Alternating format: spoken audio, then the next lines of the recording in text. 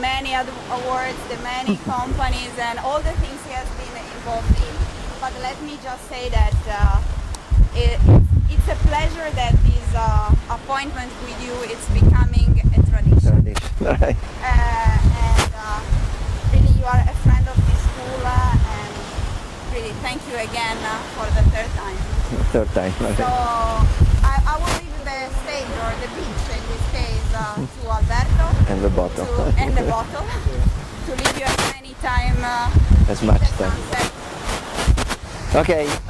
So thank you for being here. You may or may not know that the idea of the beach note came to me 2 years ago, because I saw many of you lying on the beach and I was swimming, and I say, what the heck, why do we have to go back there, and why don't we have this speech on the beach, right? And this is actually not so uncommon in California, so I said, well, why don't we try it here? So we did it last year, and it came out kind of okay, because there was dark clouds.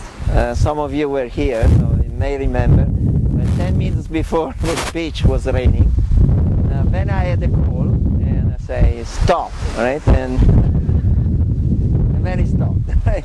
Unbelievable, but this is what happened. So anyways, so the goal of this kind of speeches is always kind of doing a review of some topic. So last year we touched upon what it means to do a startup, what it means to be an innovator, what are the paths that you take to form a company, what are the pitfalls, and it's not gold what shines, and the life is difficult being a startupper. We have here one of our glorious leaders that has decided to go to a quote-unquote startup, not quite. He is very careful, so he went to a scale-up. And scale-up is a company that has passed the first 2 rounds of financing and is looking to grow, right? It's called scale-up. Now, scale-up in general have the problem that if they fall from a higher place, so they get hurt, really hurt, right? So no pressure whatsoever. So, yeah, why did you leave IBM? But this year, Francesca, our real big boss here, said, why don't you repeat the talk that you had a few months ago at ST Microelectronics. And why? Because the guy at ST Microelectronics in charge of innovation told Francesca that it had some success, and he said, ask him to do that. Now, unfortunately, that talk lasted 3 hours, and it had about 100 slides, right? And here it's kind of tough to project slides, right? To do that, but it would not be very effective. So I thought about what I covered in that talk, and I decided to change the angle, also looking at what this school is all about, and what Luca said. By the way, I told you that at the end of the talk there was going to be a vote, and Luca passed with flying colors. So no, exactly. So in fact I told him before the talk, don't embarrass me, and then he immediately said, well, Alberto was my advisor, so don't say that. Anyway, so it passed. So my angle here is to say what is happening in technology instead of talking about innovation, but technology is, after all, in what is called deep tech companies, the basis by definition. Deep tech is what I like. In my spare time I am also a venture capitalist, so I belong to investment committees, and so I always insist deep tech. Don't bring me the next app or some software screw-up company. Don't even think about it. So deep tech, right? So deep tech means that it's defensible. It means that there is a deep science that goes into it, and not everybody can do it. So the value is higher, right? So if you look carefully But all that is happening in technology has the root into integrated circuit technology. No question about it. And why? Okay, so you think about AI, right? How come AI has become to be so important now? Notice that AI and the approach on AI that we are following today actually has its roots in 1960s, right? And then it came back and back and back again. So you may remember in 1980 was a very, well, not, some of you were not even born. So okay, as you may read, in 1980 was a very important time for AI and learning and neural networks and that kind of stuff. But then in the 1990s was the second winter of AI.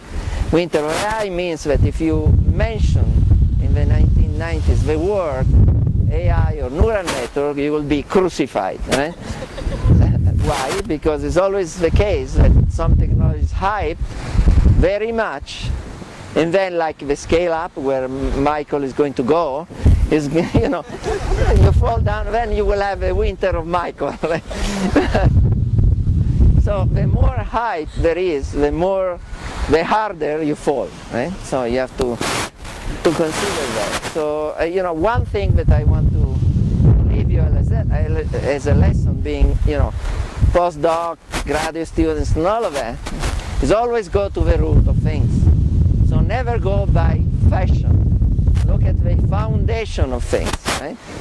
And so if you are convinced the foundation is solid, then by all means. But don't follow just what other people say that is important or is good. If you're not convinced, or you don't know if the foundations are strong, okay? Now, why now after winter of AI back again? There are two reasons why. One reason is how much data we are generating every second. And we are talking every second terabyte of data, petabyte of data, every second. Where does this data come from? Well, our interaction with the internet and cell phones and the like. But what made possible all the kind of things we can do with a cell phone? Integrated circuit technology. Because now, in a single cell phone, we have more computing power that we ever had in the way back in the mainframes, right? So, reason number one, you have a lot of computing power which is distributed, and you have a lot of interfaces, meaning sensors. Cameras, right, is a sensor. A camera is a sensor. Now you have, for example, this thing that I love very much. Now, if you look at this thing, it has barometer, number of steps I walked today, 15,000. How many kilometers I ran, 5.1. And then it has the battery life. And then it's got my heartbeat and so on. Right? So this is a bunch of sensors right here. Now, this sensing is continuous. So it generates a lot of data continuously. This data, guess where they go? Here, on my cell phone, right? And they record what I've done during the day, and then they summarize what the heck I've done, if I'm going to die very soon, or if I'm going to be in good shape, right, for the next few days. This stuff doesn't stay here. It goes through connectivity, it goes to servers. And servers put together what I do, what other people do, and then the guys who are selling this stuff are realizing how we are using this stuff. And then they try to make a better product or to spy on your life, which is less good, but you know, it may happen. So, how do you extract value from all this garbage that we generate every second? Now, if you imagine a factory floor, there are gazillion sensors everywhere. Industry 4.0 is about sensing everything you can dream of in your manufacturing line, with the goal of controlling your process in a better way. So that you can improve the manufacturing, you can lower the cost, and you can make even more sensors that are going to generate more data. Right? So there is no end of the amount of data that you do. But you have to make sense out of this data. And given the fact you have a lot of MIPS available to you, well, you start trying to build models. Now there are two ways of building models. One way is to understand the physics of the problem, build a mathematical model, and then use that model to predict what is going to happen. So when you build, for example, a car, and you want to know how the engine is going to perform, you have a lot of mathematical models, mechanical models, and you have controllers and all of that. And then you try to simulate it and see how it behaves. That is model-based modeling. Model-based means that you have a model and you build something out of that physical model. Now, if you want to know if I'm going to eat pizza tonight, that is not a mathematical model. I mean, you have to reverse engineer my brain and see if I like pizza or not, and if after this talk I'm going to eat pizza or not. If there is any indication that you are all here because there is pizza later on, right? A lot of things to figure out, and there is, no physics that can help you. Now at this point you have to guess, right? And you have to guess based on what? On statistics, right? It's what happened before.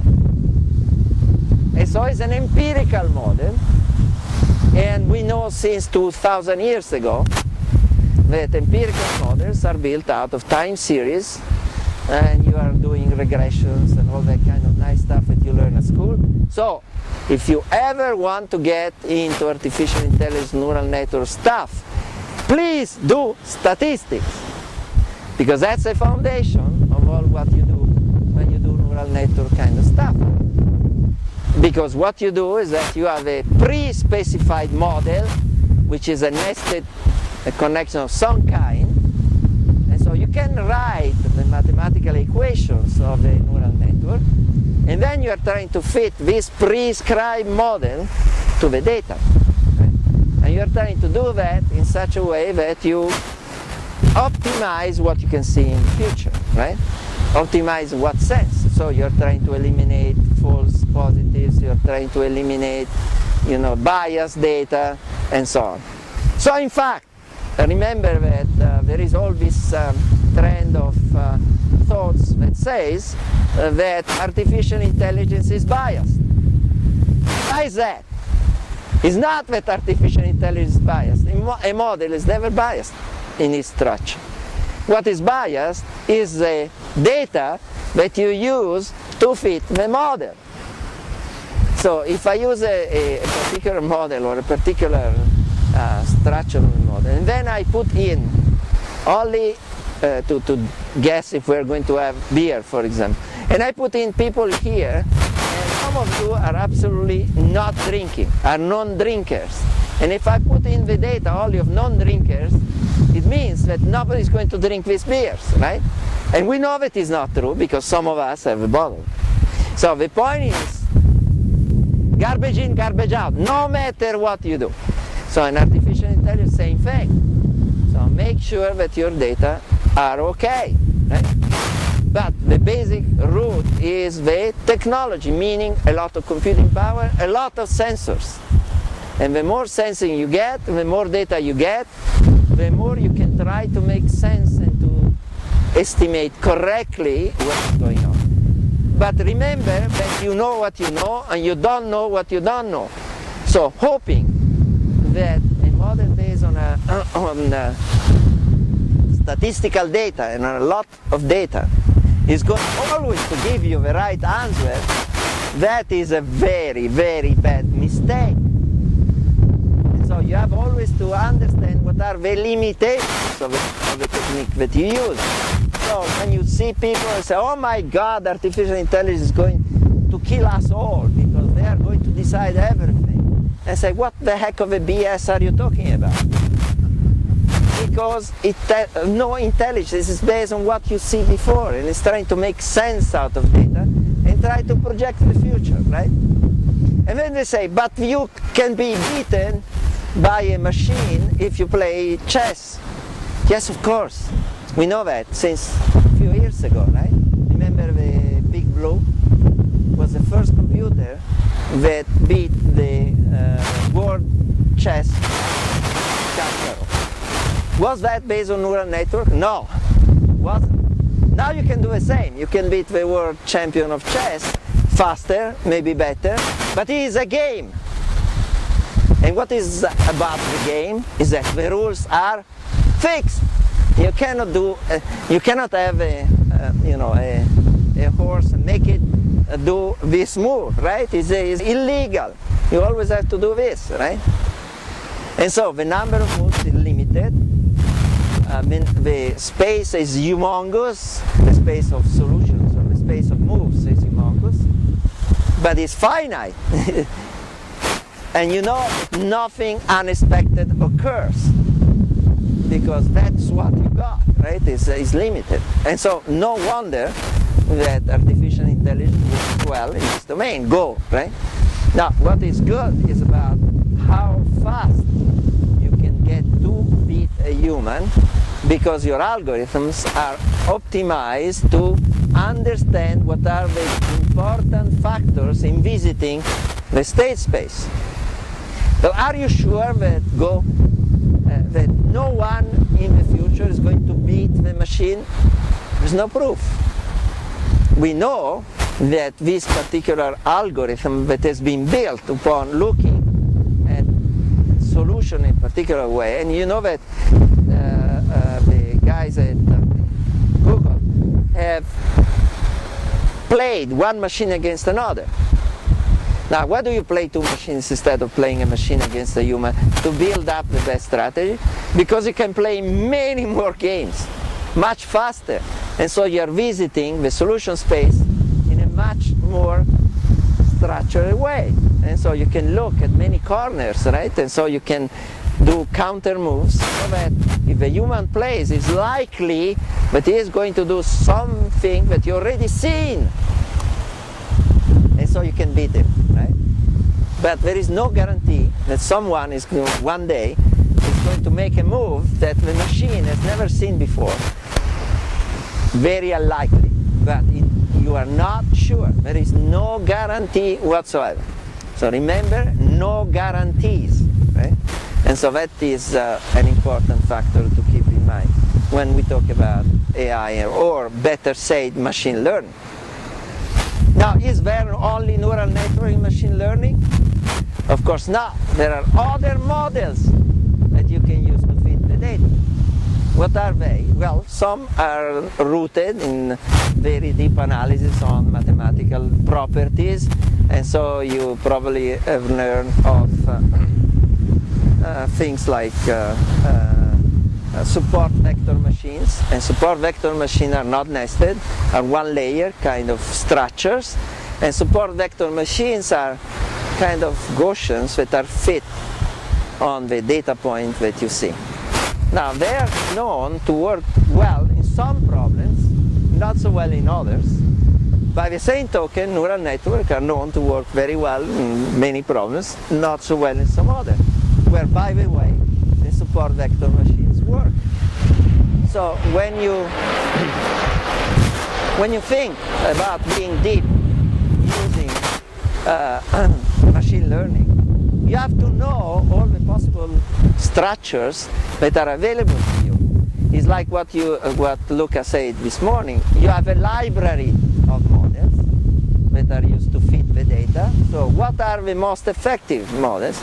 And they depend on the nature of the problem. So if indeed a neural network would be so universal, why there are thousands and thousands of people that are hired by companies to do neural networks or machine learning? If it is so automatic and so powerful, why do you need all these people? Guess why? Because they need to tweak the models over and over again. Look at automotive domain. Now, automotive domain is undergoing a very strong revolution, right? We talked some about this last presentation on the beach, but the nature of the automobile industry is changing at its roots. Now, the reason why is that we move away from cars that are owned by a person cars that are running on gasoline engine or diesel engines, for that matters. And the fact that the cost of owning a car is going very much high, and the presence of, don't forget this, of Uber and Lyft.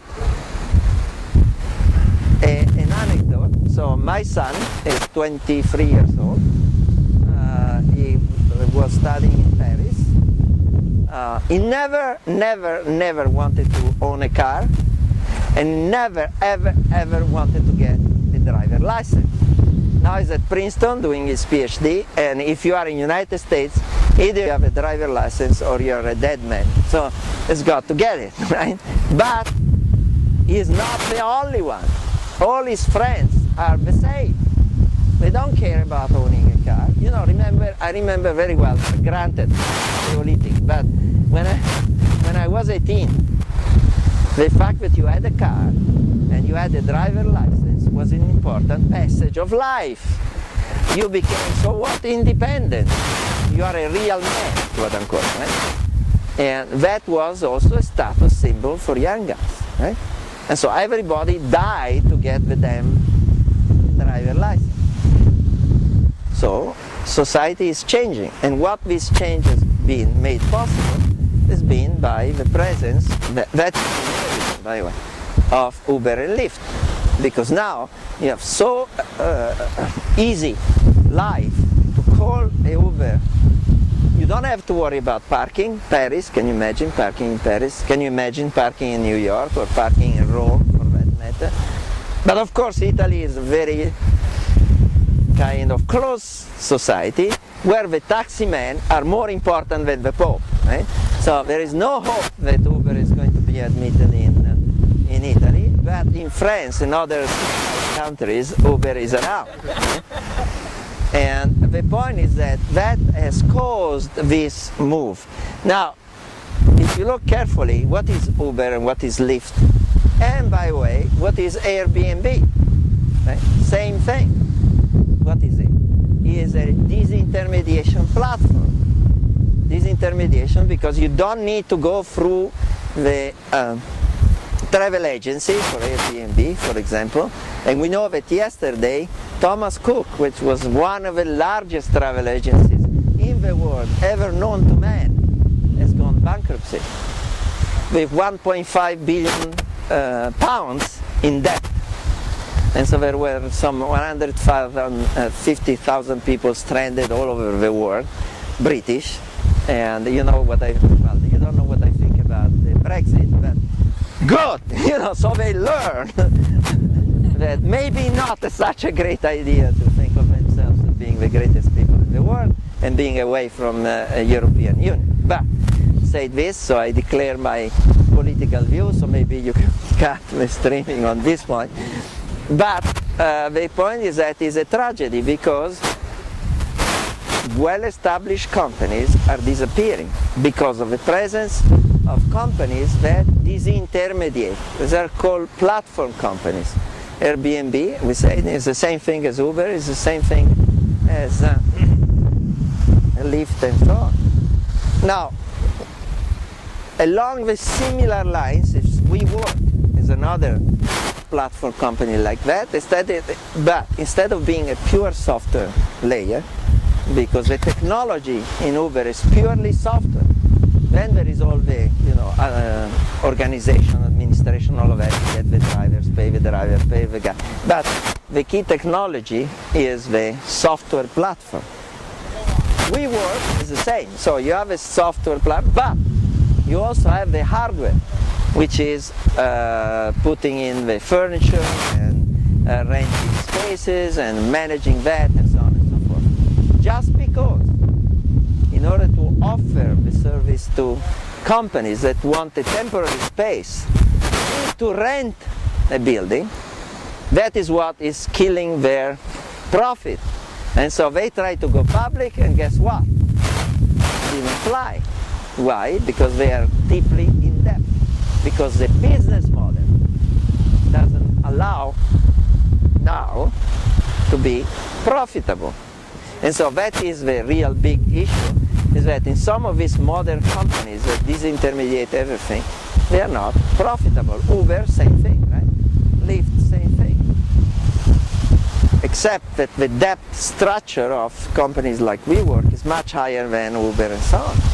So Uber and Lyft went public and they did what they did, but then the stock price went down because the fundamentals are not there yet. So we have a funny situation because this company changed the world and yet they're not profitable. So when you do your startup, think about how long you want your startup to live. And how long you want your startup to live is based on fundamentals. So do you make money or not?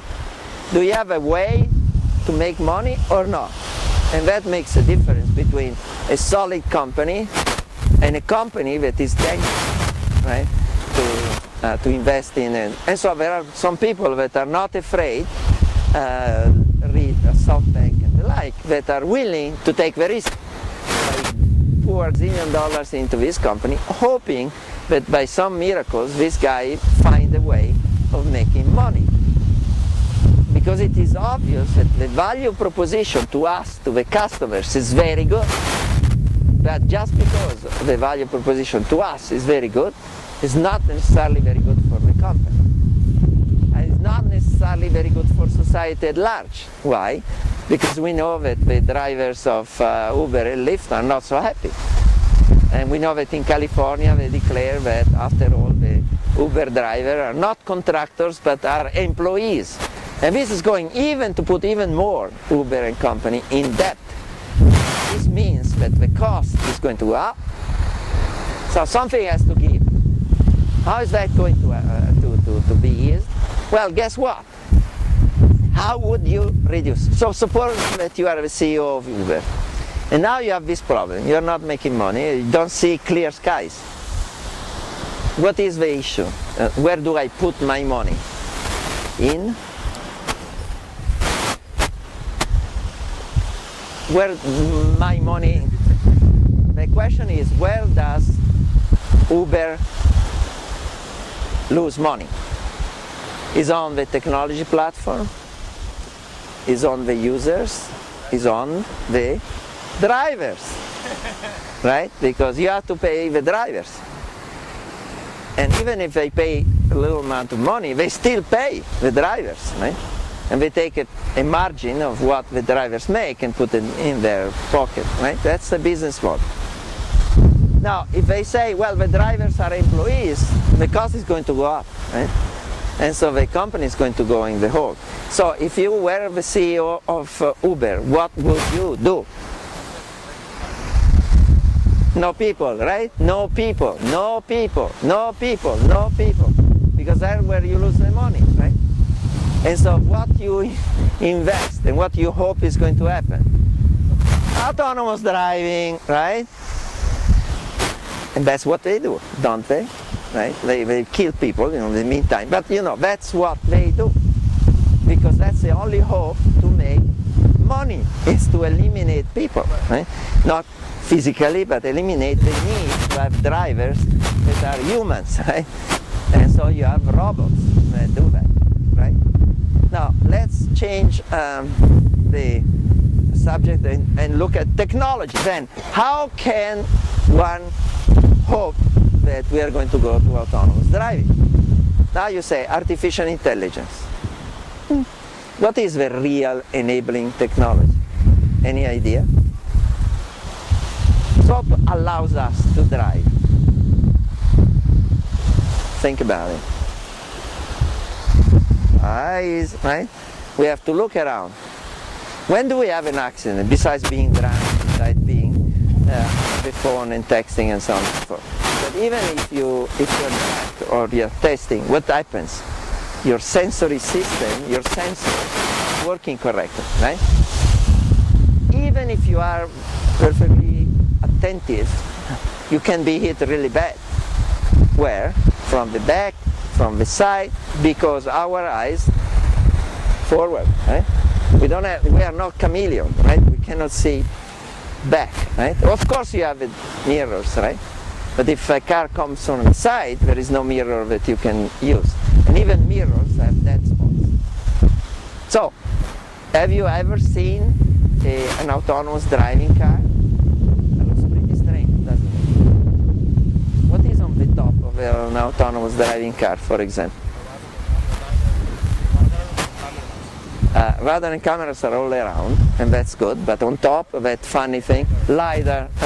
What is a LiDAR? It's a laser technology that allows to map very precisely in 3 dimensions, right? So now all of a sudden a car has got eyes all around it and on top, and it has vision through fog. Doesn't matter, who cares? If you have a radar, fog, make my day, right? It is day, night, who cares, right? So isn't that more powerful than we are? So this is very good. So this is a very good part about the evolution of technology, is that we have sensors. How does that sensitive technology come to bear? Because of, right? So that's and the combination, heterogeneous combination of different technologies, not only of accelerators and the like, but it's also mechanical engineering comes into place and all kind of weird stuff, right? Laser technology. So heterogeneity is the name of the game. But heterogeneity takes all different scale factors, right? From the sensors, from the integrated circuit that are capable of being used as a sensor, all the way up to computing. Yes, you need computing. And what is the first step to understand what is going on? Sensor fusion, because you have to make sense from inputs that come from many different sensors, and each one of them sees something, and then you have to construct the understanding what is around you. Now, there is another important technology, if you think about autonomous driving, and we use it all the time, right? Now, Google Maps, right? What enables Google Maps? Why Google Maps is good for us? Well, one thing is because they map everything known to man, so they flew over with planes, they took down the exact position of roads and all that. But even if you had a precise map, what is an important issue? Where you are, right? Where you are on the map. You know, a perfect map, but this is me, right? Because to plan where I'm going to go, I need to know where I am, right? So what is that technology? We know GPS, right? But there are other ways, other methods that people are inventing and all of that. But it is sensing. It's sensing where I am. So you got sensing where I am. Where am I? So GPS and so on. You need to know what is around me, sensor of all kind and type. And then I have to predict what's going to happen next. And here comes the problem, right?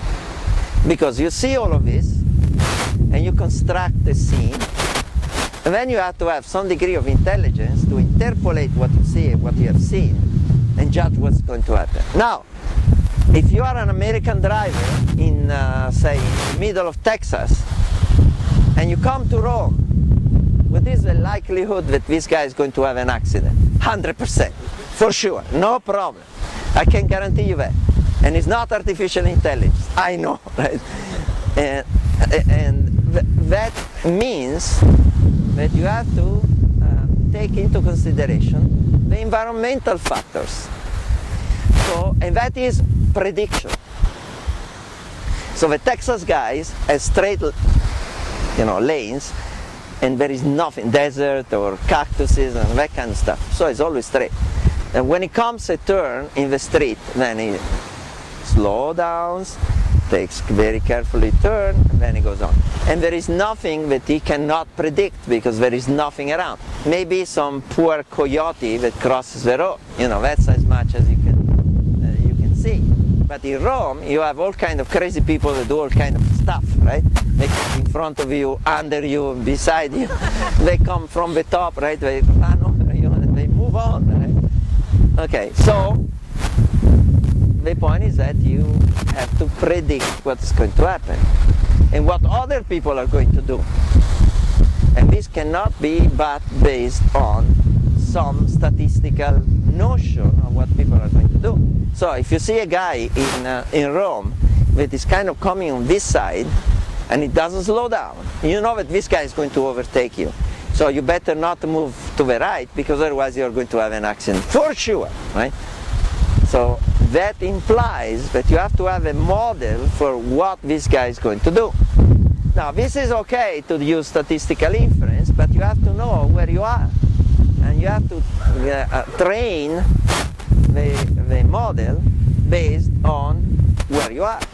Now, real story happened to me in India, okay? So I'm driven, because I can drive in Rome, but I don't think I can drive in India. No chance. So we're driving on a highway, right? Highway, divided highway.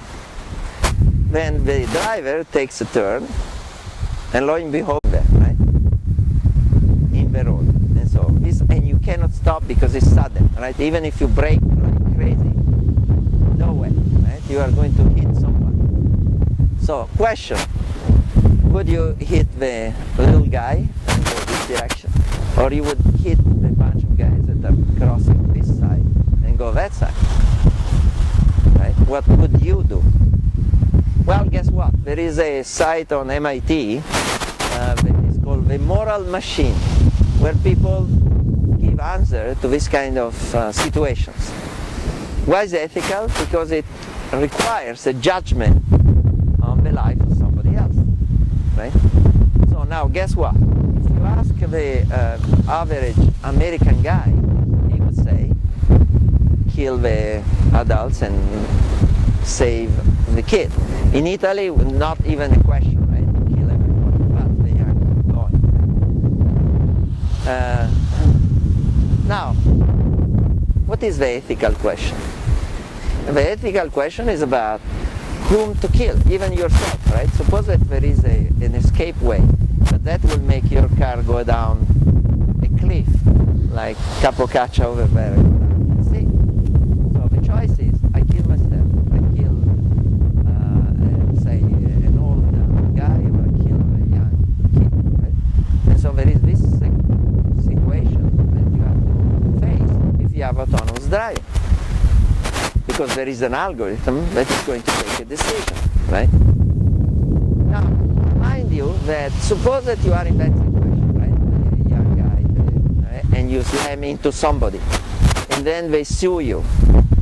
Are you going to escape or not? No matter what you do, you are going to escape because you are unpredictable. So you didn't put your will killing this guy versus the other guys. You just react, or killing yourself.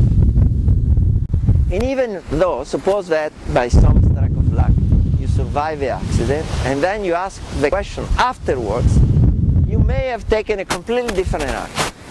Just because at that moment, the